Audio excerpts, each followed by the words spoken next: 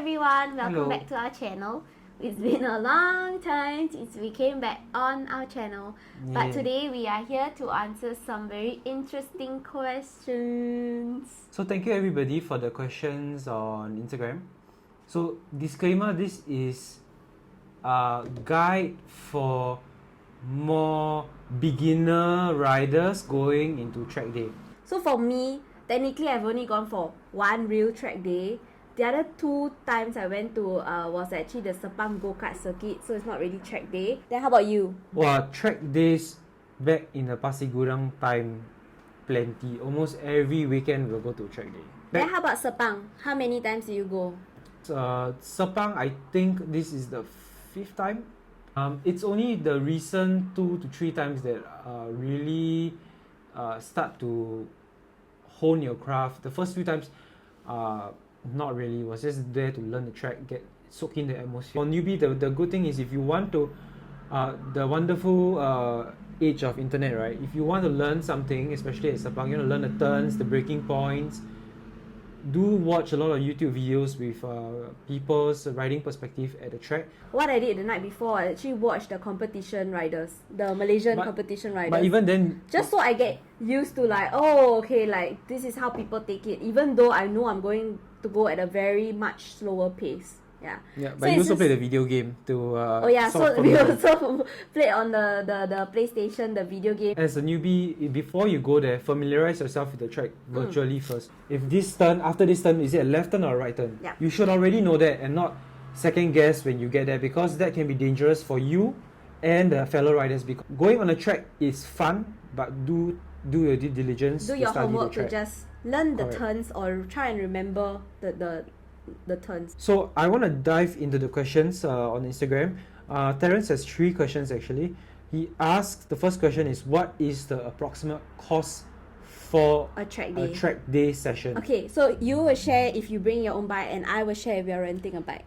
What is the cost involved? Well, if you are riding a new bike, it's a newer bike, all you need to do is probably, okay, fresh set of tires is a given, right? You do not need the semi-slick tires like Pirelli Supercorsas. You could probably do with a Hypersport tire like S22. S22, Bridgestone S22.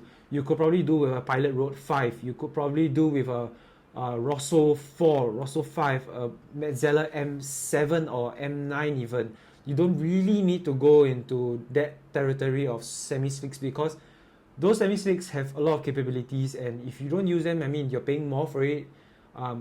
Yeah, and you can't really use it on the streets afterwards. It's not as safe riding on all weather conditions, especially if you're using your bike for everyday commute, right? So that's the first thing. And set of tires, probably 120 size front and 190 back, probably will set you back about $400. Engine oil change given, probably that's going to set you back about $100. I would strongly suggest to change to higher temperature brake fluid. Don't use the stock ones, because if you're going to be braking a lot, the stock ones will reach boiling point a lot quicker. It's not going to be very expensive, probably going to set you back $40 to $50. The brake pads about $100, $150 for 600. Brake hoses. Japanese bikes usually come with rubber brake hoses. I would suggest you change to steel braided hoses. Why? Not necessary if you are a beginner and you're not going to push that hard. But if you do go for subsequent track days and you want to push yourself a bit more, I suggest to change brake hose. Why? Because rubber brake hoses at higher temperatures, they tend to get softer a bit, and when it's softer, they tend to expand a bit more. They allow more brake fluid to go in, but that reduces the pressure that at which your caliper can squeeze the brake disc, and that will result in brake fade.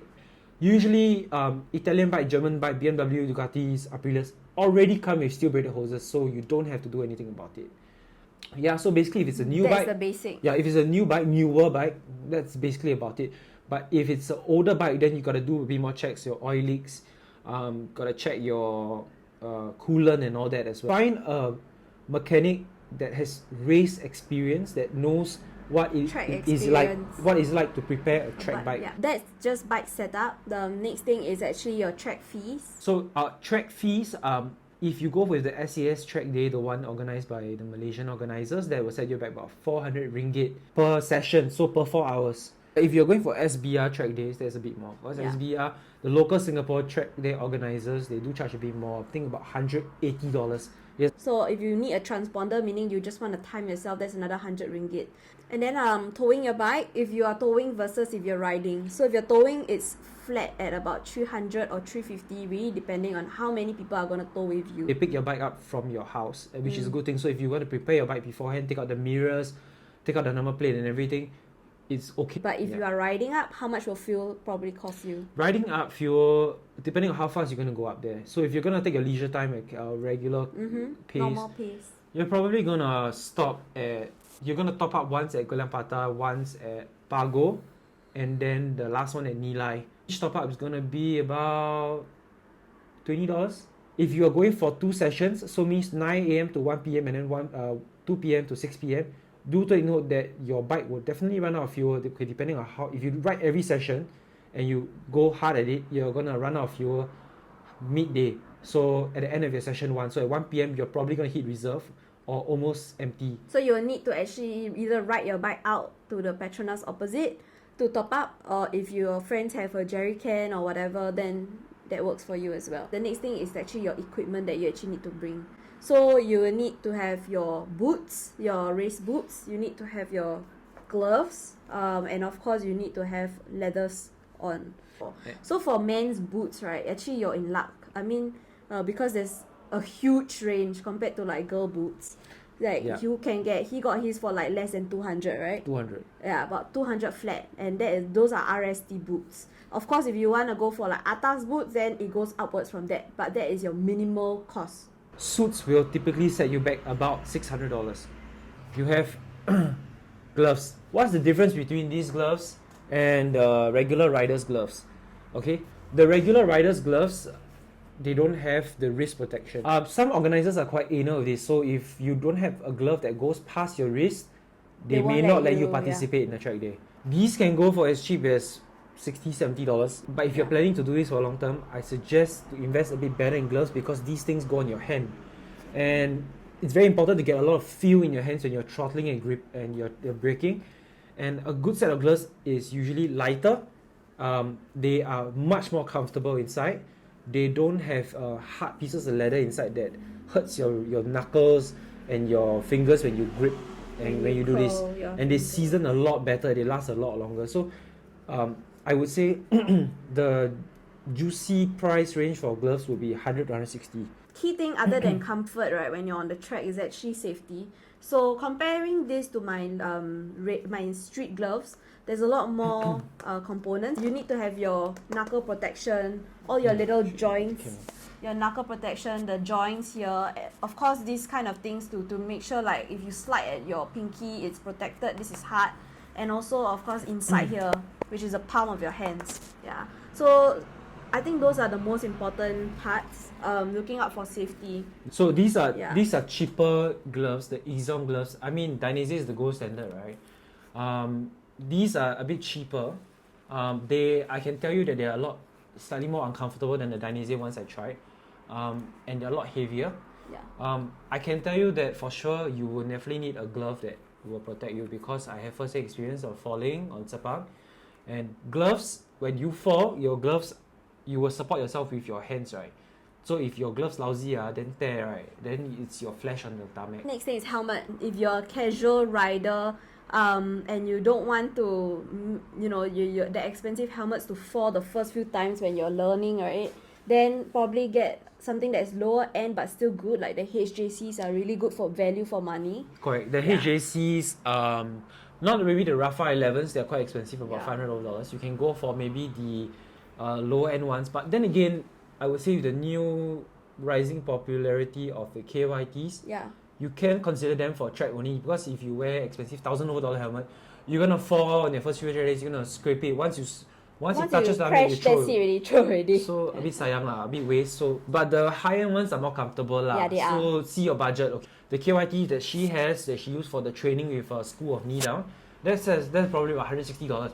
It's alright. So it depends on your budget, but do get at least a full face helmet that's sports orientated. Why I say this? She has Arai Rapid Neo Sports Cafe Racer, anything above 140, 50, your whole helmet is going to just fly Yeah, up. you feel like it's actually gonna come off lah. So don't get those because on the straights and all, it's just not very aero. So Correct. you just need to find a sportier looking helmet. Awesome. So that is budget if you're gonna bring your own your own suits, your own gear, and your own bike. But if you're renting, it's a different story. So if you're renting a suit, I think a suit for a day is about 350 ringgit. This is if you're getting it from the Malaysian guys. And for boots, they will still ask you to like, you know, get your own pair of boots because it's very hard to find shoes that fit, especially when you're on the track and you need to like, you know, be comfortable for your footwork. So definitely you still need to get your own boots, but you can rent the suit. And then of course the helmet you have to bring yourself lah. And gloves, sometimes they actually have it together with their 350 ringgit for one session. Yeah, so that's in terms of like equipment when you're bringing down. If you're gonna rent the bike, the Kramer is about 2,500 ringgit. Yeah, the and Kramer then, is a Evo 2S. That's 2,400 ringgit. Yeah. And then the Kawa ZX6R, which I took, it was about 1,008 ringgit. So there will be 1,000 ringgit deposit that they will return to you. And this also includes anything like the fuel, tires, and also the pit crew to help you in case anything happens, they're there to help you. For new riders, I can tell you that the 600s that they have is race prepped 600s. Yeah. It's actually cheaper to rent, even though it may sound like it's 1,800 ringgit, which is about 600 Sing dollars. It's quite expensive. Why? I say it's cheaper. The cost for you to prep your bike, to buy the tires, the fuel, the towing, it's going to be more than that. It's already more than that, yeah. Rather than you rent this, you fly there, you show up with your suit and you get on a bike. That's it. You don't have to worry about maintenance or anything. So it's something that actually a lot of people on Instagram are asking me, wow, how did Dina rent a bike? How is it like? Yeah, I can tell you that the bike is race prepped. It's a very good bike. You will not feel that it's lacking. I would recommend it, especially if you're a newbie, because like imagine if you crash your own bike, right?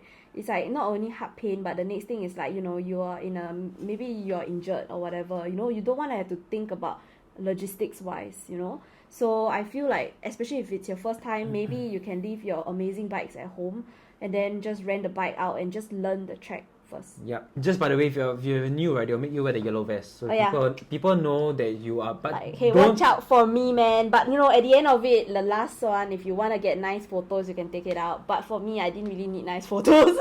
There's nothing nice to take picture of. Yeah. So try to keep it on, especially if you're your first time and you don't ride often, because and don't feel paiseh about it, because when I was wearing the yellow vest, there were all the yellow vest people with me. People range from like as young as me in the 20s versus like all the oldies who are in their 50s and anything in between. Okay, so Terence, second question is, if you're riding a smaller CC bike, would the other riders intimidate you? I'm guessing the riders with the larger CC bikes.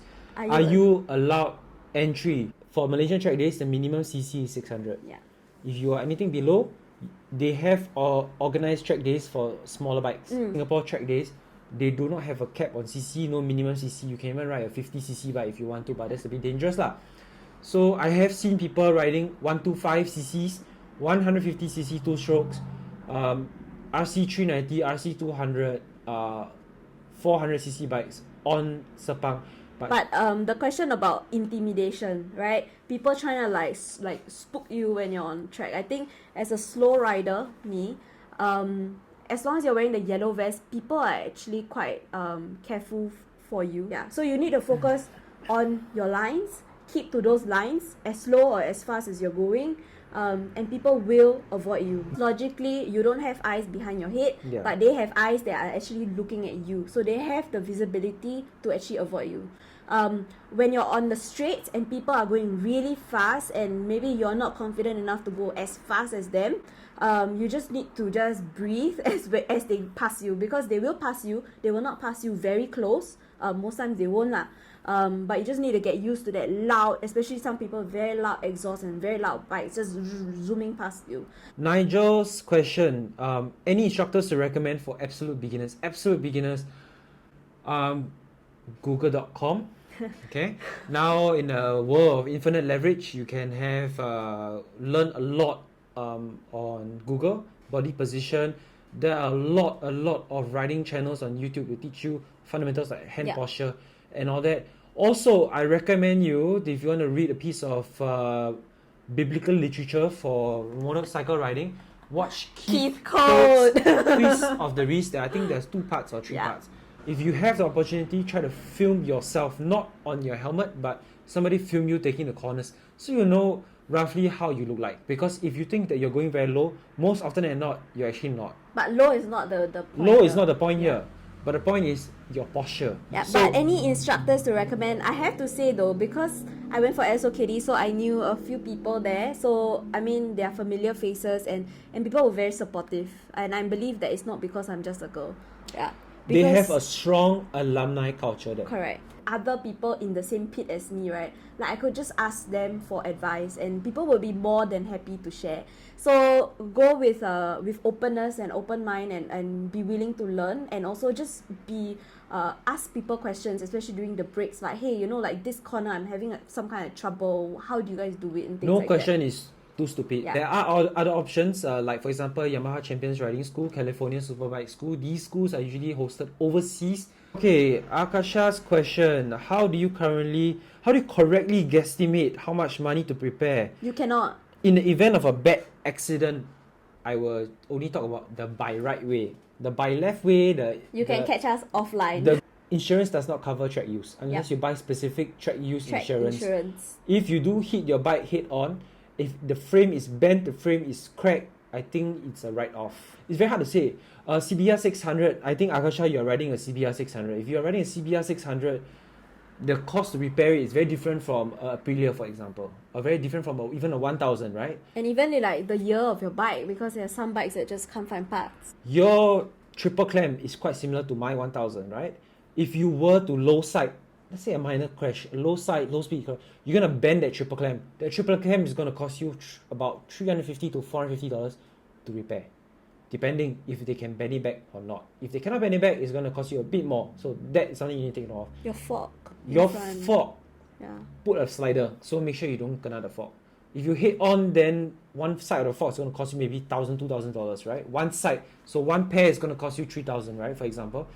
But the most common one is low side crashes, right? Very common, turn 9, turn 15, turn 6, for example, right? Turn 4, low side crashes, turn 2 especially as well. Low side crashes, like what I say, triple clamp brake, right? That immediately puts you out of action on the track day itself, Yeah. right? So that is Your especially if your pedals or correct. yeah. So your triple clamp brakes, right? That's going to cost you that I say already That's your $300. hands, yeah. Then your gear shifter, right? Gear shifters are quite cheap, but once they're bent, you're probably out of action, right? That's going to Yeah. cost you about $30 to $40 for the gear shifter, right? Yeah. Same for the brake side. I would suggest to remove expensive things like your side mirrors, your pillion footrest. Try to get a aftermarket race fairing, a cheap race fairing. So if you do crash, you can still dispose of it, or you can still Keep your original. yeah, to, you can still to reuse rebuild it. your bike. Yeah. Yeah. So that is what I can tell you. Roughly But how much it's gonna cost. a low side on like turn 9, which one of my friends happened. I think he went back to Ducati Malaysia to get a quote. That was a V2 bike, and it was a 2,000 ringgit. So the things that broke was his gear shifter, totally gone, the gear shifter, and then just a little bit all the superficial scratches on the side fairing and the front. That's if you That's- want to repair the yeah. superficial stuff. And for probably a Ducati, even their brake also got sensor one. So that one is another story. So that's just for some people. I think there's quite a few Ducati V2 riders, especially the Correct. newer bikes. So small, very slow speed fall was already costing him about 2,000 ringgit to fix lah. So that and upwards. Yeah. So that's my question. That's something that you need to consider, right, Akasha? So you need to either you rent one or you take it easy. Yeah. But most importantly, right, upgrade this and not the bike. When you upgrade this, you know your skills, applicable the to any- position, how to brake, whether you're braking too deep into the corner, because usually a lot of low sides is either they're throttling out too early, they're braking too far deep in, they lean too much and their speed is not consistent, right? The bike is off balance and low side. So improve your here first, and then you'll save money on your wallet, right? Yeah. So do your due diligence before you go for the track day. Benjamin's question is, what's the proration I like? think preparation. Preparation like. So I think we mentioned already, brake pads, engine oil, brake fluids important, tires. Usually these are the top things that you need to... So just think logically lah. One is your gear, what you put on yourself. Second is your bike, and things to prep for it. And third is logistics, how you get yourself there. Yeah, and of course you need to pay for your accommodation, whether you're flying in. So those are some other factors that you will need to put in. Accommodation near Airbnbs, near decent Airbnbs near Sepang, right? They will set you back about 40 to 50 50 to $70. Yeah, $50 to $70 in today's world lah. Maybe last time it could be cheaper, but that is per night. If you want to stay at a hotel, then you're looking at about 90 to 100 Sing a night. Okay, Hoki's question is, what is the best online seller (foreign) to order track gear? Sports Bike UK, Revzilla, Moto FC. Those are our usual places that we see. But what I did was I went to Dainese. I mean, if you have friends living overseas that can help you, whether they are in US, Europe or UK, right? You can shop on Dainese's website and get good deals as well. Ship to your friend's house. Usually they have free shipping in that country. Then see your luck lah, whether your friend want to fly in when they're coming back home, or you can just get DHL to pick it up for you. Also, right, if you don't have a friend in foreign countries, you're not so lucky, right? You can check out VPost. VPost helps you buy things online. They give you an address to ship to, and then they'll ship you over. So sort of like VPost is your friend lah. You check that out on your own time. But yes, FC Moto, Sports Bike Shop, UK, our local shops also sometimes have some offers, so do check them out. Aboy or Moto, but that's the off a racing world. The standards are, the promos are actually very standard.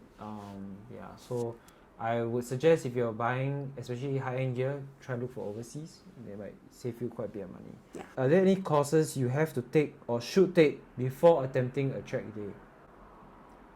The answer is not really.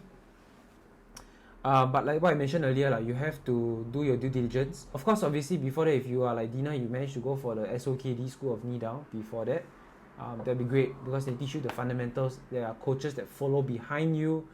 In front of you. In front, behind you, give you video footage to show you how you look like and everything. Yeah.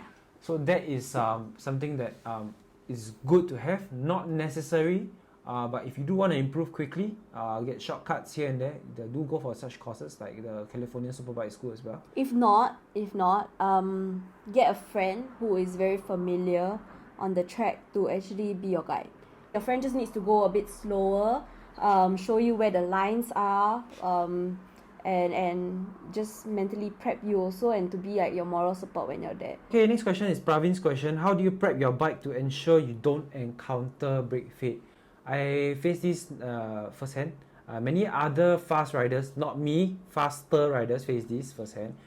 One, master pump is important but not entirely necessary. So you don't need to change to Brembo master pump, and that will set you back $400-500. I don't think that's really absolutely necessary. Brake fluids, absolutely necessary. Change to a higher boiling point brake fluid, preferably a racing brake fluid, Brembo liquid moly brake fluids. And also, the biggest upgrade you can do is to change the steel braided hoses. Praveen, I think you're riding a CBR 1000, the slightly older ones, I think 2016 and below. They do come with rubber hoses and not steel braided. So like what I mentioned earlier, change to steel braided, they'll cost you about $350 to $400. And it's life changing. So don't play around with brakes. You can save on making your engine faster and tuning your bike, but never save on brakes and tires. These are my strongest, sharpest advice for newer riders to go on track, right? So, but I have to say, even when you do all this, there might always still be a chance of a brake fade. That has happened before because of like either a bubble or whatever. So as like what I said also earlier, go to a mechanic that is very track oriented, and you need to let your mechanic know like, hey, I'm setting up my bike for track day. And when you're going out for such things like track bubbles, it shouldn't really happen with an experienced mechanic. But when you go out your first 2 laps, try to break in your brakes and try to test them really hard before you go out. Like at a pit, try to break them a bit harder and see how it goes. So these are little things that you do. But brake fade itself, brake fluid, and brake hose, master pump is good to have, not entirely necessary.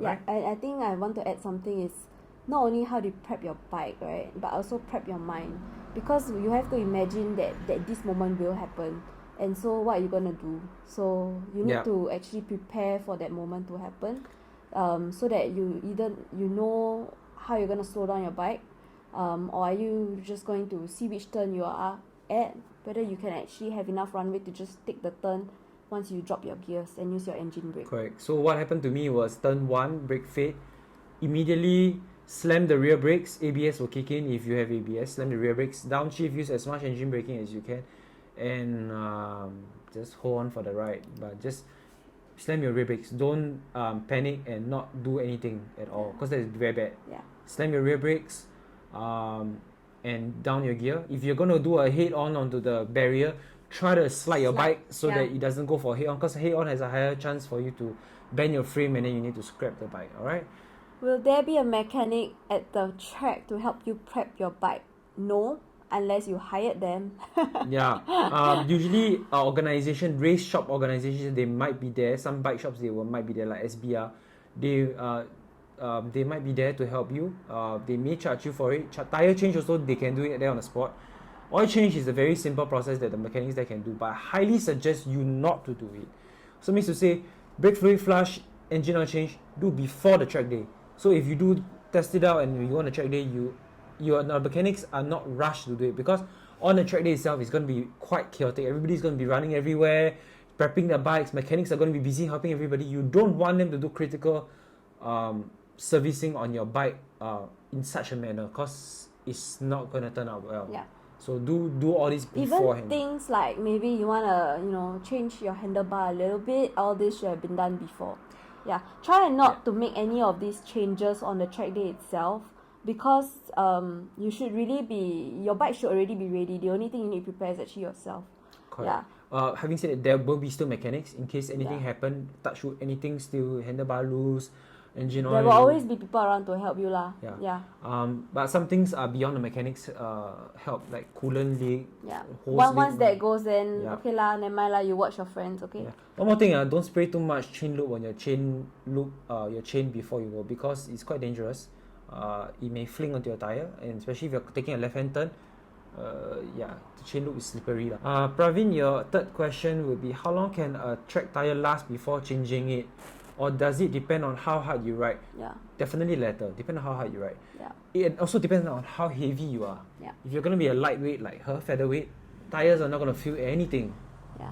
If And you then, are, especially because I don't ride hard, it's okay on lah. if you're an elephant, if you're an elephant like me, I am about 90 kilos, 90 depending, after buffet maybe 95. So so and he rides a lot harder than I do. I say, how many laps total you did? So on that set of Pirelli Super Corsa tires, I did 3 probably sessions, 4 sessions. 80 overlaps easily, about 80 laps. I do start feeling the tires slipping, even though with traction control up. If you do want to preserve your tires, you're going for a long track day session like the one I did before SBR. It's 3 sessions, 1 full day and a half a day after. If you do want to preserve it, try setting people will advise against it, but I would say set your traction control higher, so your tires don't slide that much and wear out that quickly. Yeah, so that's one pro tip that I would say. If you want to prolong the tire a bit, but it will affect your throttle, your power coming out of the corner. But if you do want to preserve it, that's one way you can do it, set traction control higher. If you don't have traction control, Praveen, I think your CBR might not have. Just be a bit more gentle on the acceleration out of it. Don't try to throttle very hard before your bike stands up fully. Yeah, so don't come from the corner and immediately pin it really hard on second gear and then expect your tires to last very long. Yeah, don't slide your tires around too much. Yeah. But also depends the tire that you change lah, of course. Yeah. So but I would say semi-slicks most of the time are about the same.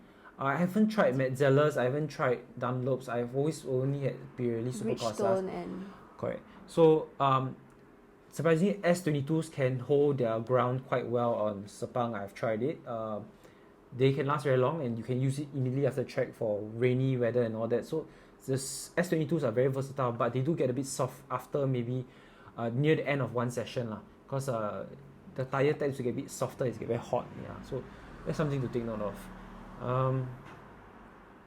Do you have to do your maintenance more regularly if you go to track? No, just as per usual. But yes, major maintenance like valve clearances, you do need to know that you are revving your bike a lot higher than when you'll be riding on the street. You're riding on the street, 4,600 to 6,000, 7,000 RPM. But on the track you are pushing it, you're changing gears at 10,000, 11,000, 14,000 RPM. Do your valve clearances a bit earlier than what is stated in the manual. So if you're riding a CBR, the valve clearance interval is 53,000 kilometers. Do it before. I did mine at 28,000 just to do a valve check, and one of the valve timing was slightly off, but that's about it because their Hondas are quite reliable. But yeah, if you are riding on the track regularly, do your major servicing, valve clearances, belt changes for Ducatis and Aprilias, and do it slightly before that. Oil change as per usual, your 3,000 to 5,000. Yeah, that's about it. Coolant wise, just monitor your engine temperature lah. Coolant, nothing much. Will fuel be provided at track? Fuel can be supplied to you at the track at request. Not all track organizers do supply fuel. There is a Petronas petrol station just outside Sepang. You can ride it out and get fuel. Yeah. It's a mere 3 minutes ride out. Yeah, but I have to say, sometimes there'll be some traffic police there. JPJ likes to play. Malaysia police likes to sometimes camp outside. Yeah. But if that's the case, then just get the fuel from people who are providing inside lah. Usually this kind of thing, check with the race organizer before. Yeah. Then they'll tell you and then you just need to pay the mechanics in cash. Yeah. So the SBR one, they did have a pump where you can get fuel out. Yeah. For us, we bought a 20-liter jerry can. Yeah. We put it in a car empty, and then before the track day we just fill it up so that we can use it at track day. It's something you can consider about if you are sharing a car with your friends. Yeah. Right. Praveen, your another question is, would you recommend getting a quick shifter if we are going to the track? Recommend yes, necessary no. Recommend for more for a fun factor. If you're chasing lap times, yes, it will definitely be beneficial. Quick shifter, you are referring to up shifts only, right? I mean, if you can get a shifter to do down as well, it will be quite good. Because you need to do ref matching. Otherwise, your clutch is just going to burn out very quickly. But it's not necessary to get a quick shifter. A lot of the 600s that you will rent there might not come with a quick shifter. Yeah, the one that doesn't come with quick shifter, right? So you need to learn how to ref match, but if you don't know, like me, you just take it slow lah. You can do clutchless up shifts as well. Do read up about that. That's another topic on its own. But you can try that as well. But it's not necessary. But it's hell of a lot of good fun. Okay. Zamzam, last question. Notice you went to go-kart circuit before Sepang International Circuit. Is there a way to practice there first? Yeah. Yes. So now the go-kart circuit is actually run by RUD, who actually does the go-kart in Johor. So they've taken over the operations, and they actually offer you the small bikes, the mini GP bikes to rent. That goes for 199 ringgit per session, per 10-minute session. So you can choose to actually bring your own bikes there. Of course, don't bring your 1,000 because it's definitely overkill for that little track. If you have a smaller bike, bring it there. You just need to pay the day fee, which is about maybe like 150 or 200. 150 is a bulk purchase, means that you got like 15 friends. If not, it's about 200 lah. Then bring your bike there, and then you're good to go already. Yeah. So those are your options. The Sepang go-kart circuit is actually not a bad place to warm up because it's a scaled down version of the main circuit. A lot of the turns replicate the bigger circuit. I think a lot of experienced riders already know this. But don't have the turn 9 there, which is a very important turn, because turn 9 on Sepang, right, it goes actually upwards, and it's a hairpin upwards. Yeah. So that's something that it doesn't have. But other than that, it has almost every other. It's quite similar, except for that turn 9, I would say. Yeah. Benefit of alumni of SOKD, you can get to rent their bikes if they're there.